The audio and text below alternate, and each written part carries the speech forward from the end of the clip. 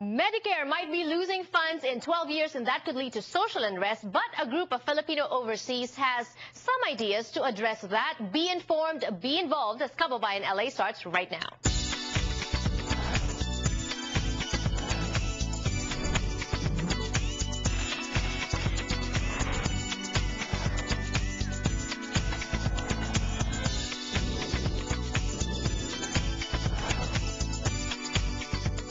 This same group of Filipino overseas or overseas Filipinos, they are claiming that we can save America $500 million if only Medicare will be provided to Filipino-American retirees who decide to retire in the Philippines. We're going to be talking about that this afternoon on the show. My name is Janelle So, your kababayan in Los Angeles. Magandang hapon po mga kababayan. Ngayong hapon makikilala din po natin isang 17-year-old kababayan na graduate na po ng college. Itinatayo ang bandila nating mga Pilipino dito sa Amerika. But before that, alamin po na natin ang mga balita mula sa balita.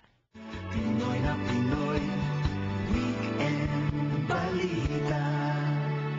Ronnie Ligo, Editor-in-Chief of Midweek and Weekend Balita. Thank you for joining us this afternoon, Ronnie, with some good news. Oo, napakalaki nito, no? This is a very big news as far as the Philippines is concerned.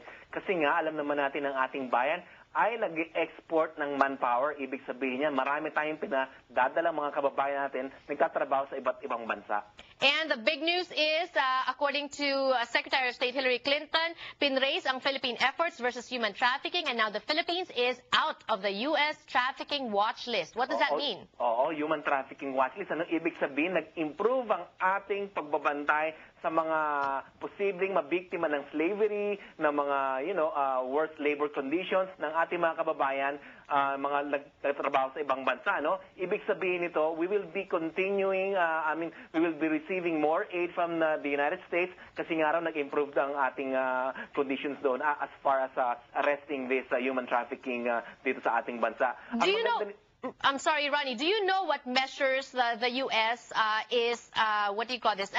How are they measuring that? Oo, kasi no, the previous 2 years, marami tayong kinonvict ng mga human traffickers, marami tayong mga employment agents na sinira or sinuspend, ano? In fact, dito sa Amerika, meron din tayong mga nireport, ano? Yung mga nabiktima ng Aramarka involved victims daw yata ng human trafficking dito sa bansang Amerika. So lahat siya, prinay siya ni Secretary of State Hillary Clinton. In fact, in an interview with CNN, sa Jim Clancy, praise niya ang Philippines because of the moves and the actions that we did para mabantayan natin itong mga biktima ng human trafficking. All right, that is one issue out of the mind of our Philippine President Pinoy or si Benigno Aquino.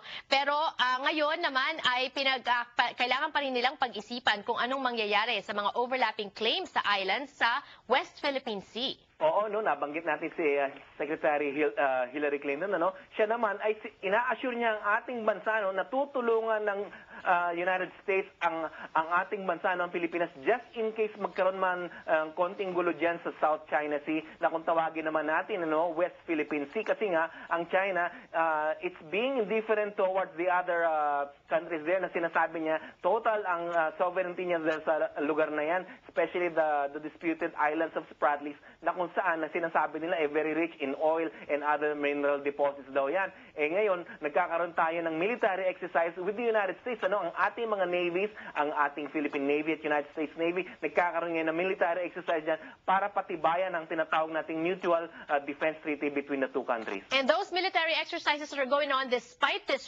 despite doubtful ang mga claims dito sa mga islands na ito, Ronnie, as a journalist, how do you think will this be resolved? Alam mo na nagko-cover ako ng Philippine Air Force ng mga 80s, yan na ang tinatawag na magiging flashpoint, kasi nga iniisip nila sooner or later to mga bansa na ito na gusto talagang i-exploit kung talaga may mga resources dyan.